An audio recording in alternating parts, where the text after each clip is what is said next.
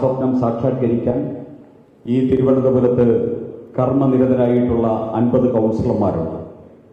50 പേരും ഇവിടെ മേയറാകാനും ഡെപ്യൂട്ടി മേയറാകാനും എല്ലാം യോഗ്യതയുള്ള ആൾക്കാരെയാണ് ഞങ്ങൾ നിർത്തിയ 101 സ്ഥാനാർത്ഥികൾ.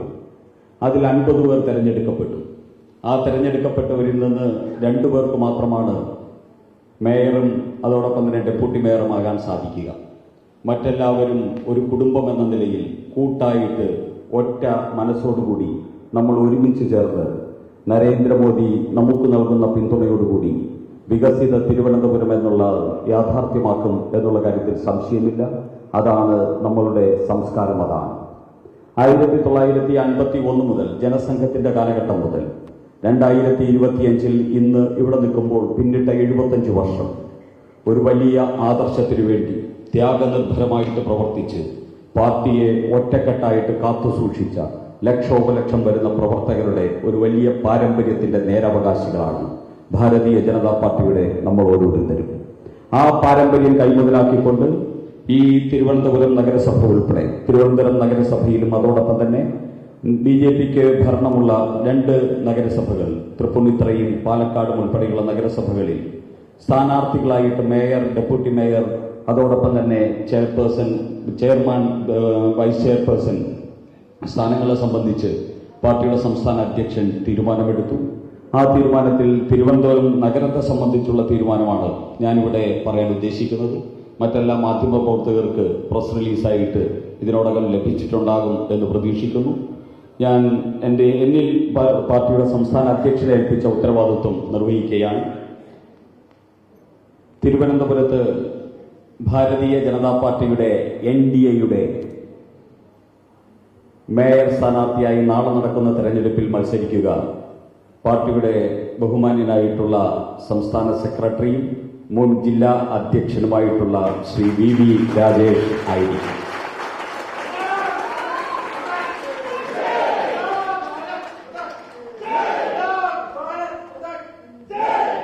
VV രാജേഷിനെ ഇപ്പോൾ ഇവിടെ ഇരിക്കുന്ന സമയത്ത് രാജേഷ് എന്നെ ഒരു പഴയ ചരിത്രം ഓർമ്മിപ്പിച്ചു. 1996 VV രാജേഷിനെ ABVPയുടെ നെടുമങ്ങാട് താലൂക്ക് കമ്മിറ്റിയുടെ പ്രസിഡന്റായിട്ടും നാമനിർദ്ദേശം ചെയ്ത ആള് ഞാനാണ്. അന്ന് ഞാൻ ABVPയുടെ സംസ്ഥാന ജില്ലാ പ്രമുഖായിരുന്നു. അപ്പോൾ അതൊരു ചരിത്രത്തിന്റെ നിയോഗം എന്ന നിലയിൽ വീണ്ടും VV രാജേഷിനെ വികസിത അനന്തപുരിക്ക് നേതൃത്വം നൽകാൻ പറ്റുന്ന BJPയുടെ മേയർ സ്ഥാനാർത്ഥിയായി നാമനിർദ്ദേശം ചെയ്യാൻ അവസരം ലഭിച്ചത് വളരെ സന്തോഷത്തോടുകൂടി ഞാൻ ഏറ്റെടുക്കുകയാണ്. അതുപോലെ തന്നെ ഈ കോർപ്പറേഷനിൽ, ഈ നഗരസഭയിൽ BJPയുടെ ഡെപ്യൂട്ടി മേയർ സ്ഥാനാർത്ഥിയായി മത്സരിക്കുന്നത് നമുക്കെല്ലാവർക്കും പ്രിയങ്കരിയായിട്ടുള്ള 3ാമത്തെ പ്രാവശ്യവും കൗൺസിലറായിട്ട് ജയിച്ചു വന്ന പ്രിയപ്പെട്ട ആശാനാഥാണ് നമ്മുടെ ഡെപ്യൂട്ടി മേയർ സ്ഥാനാർത്ഥിയായിട്ട് മത്സരിക്കുന്നത്. ആശാനാഥ് നമുക്കറിയാം. ശ്രീ കൈമനം ചന്ദ്രൻ 2015 BJPയുടെ ജില്ലാ പ്രസിഡന്റായിരിക്കുന്ന സമയത്താണ് നമുക്ക് ഈ കൈമനം ചന്ദ്രനെ പാപ്പനംകോട് ജയിപ്പിക്കാൻ സാധിച്ചത്. ആ കൈമനം ചന്ദ്രൻ 1 വർഷം പിന്നിടുമ്പോൾ മരണപ്പെട്ടതിന് ശേഷം നമുക്ക് കിട്ടിയ നമ്മുടെ പ്രിയങ്കരിയായിട്ടുള്ള ആശാനാഥ് അവിടെ ജയിച്ചു. അതിനുശേഷം ആ വാർഡ് ജനറൽ വാർഡായ സമയത്തും ആശാനാഥ് ജയിച്ചു. ഇപ്പോൾ കരിമത്തും ജനറൽ വാർഡിൽ നിന്ന് തന്നെ ആശാനാഥിന് ഗംഭീര ഭൂരിപക്ഷത്തോടുകൂടി ജയിക്കാൻ സാധിച്ചു. ആശാനാഥാണ് നമ്മുടെ ഡെപ്യൂട്ടി മേയർ സ്ഥാനാർത്ഥി എന്ന് ഒരിക്കൽ കൂടി അറിയിക്കും.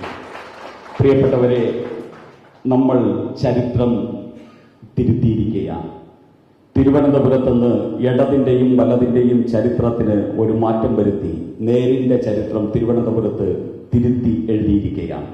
ആ നേരിന്റെ ചരിത്രത്തെ മുന്നോട്ട് നയിക്കാനും വികസിത തിരുവനന്തപുരം യാഥാർത്ഥ്യമാക്കാനും ശ്രീ VV രാജേഷ് മേയറായി, ആശാനാഥ് ഡെപ്യൂട്ടി മേയറായി 50 അംഗ നമ്മുടെ ഈ കർമ്മസാരഥികൾക്ക് സാധിക്കട്ടെ എന്ന് പ്രാർത്ഥിച്ചുകൊണ്ട് ശ്രീ രാജീവ് ചന്ദ്രശേഖരന്റെ പാർട്ടിയുടെ സമാരാധ്യനായിട്ടുള്ള സംസ്ഥാന അധ്യക്ഷൻ ശ്രീ രാജീവ് ചന്ദ്രശേഖരന്റെ തീരുമാനം ഈ കൗൺസിലർമാരുടെ യോഗത്തിൽ ഞാൻ വിനയപൂർവ്വം നിങ്ങളുടെ എല്ലാവരുടെയും അനുവാദത്തോടുകൂടി അവതരിപ്പിക്കുന്നു. എല്ലാവർക്കും എൻ്റെ വിനീതമായ നമസ്കാരം.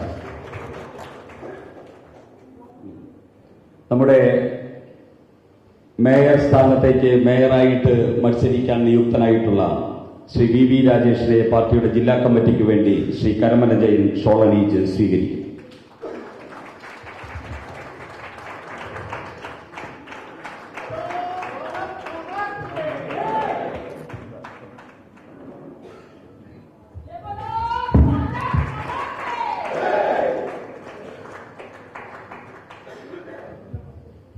ശ്രീമതി ശ്രീലേഖ മാഡം ശ്രീ വി രാജേഷിനെ സ്വീകരിക്കും. സംസ്ഥാന ഉപാധ്യക്ഷ ശ്രീമതി ശ്രീലേഖ മാഡം ശ്രീ അതുപോലെ ഡെപ്യൂട്ടി മേയർ സ്ഥാനത്തേക്ക് മത്സരിക്കുന്ന ശ്രീമതി ആശാനാഥിനെ പാർട്ടിയുടെ ജില്ലാ അധ്യക്ഷൻ ശ്രീ കരമന ജയൻ സ്വീകരിക്കുന്നു.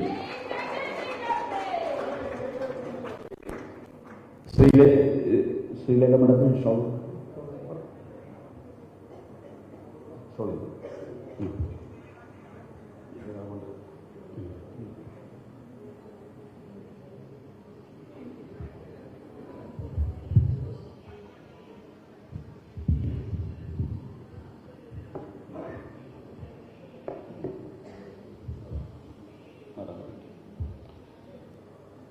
നമ്മുടെ മേയർ ഡെപ്യൂട്ടി മേയർ സ്ഥാനാർത്ഥികൾക്ക് മധുരം നൽകുന്നതിനായി ബഹുമാനിയായിട്ടുള്ള നമ്മുടെ സംസ്ഥാന ഉപാധ്യക്ഷ ശ്രീമതി ശ്രീലേഖ മാഡത്തിനെ ക്ഷണിക്കുന്നു. ആശയം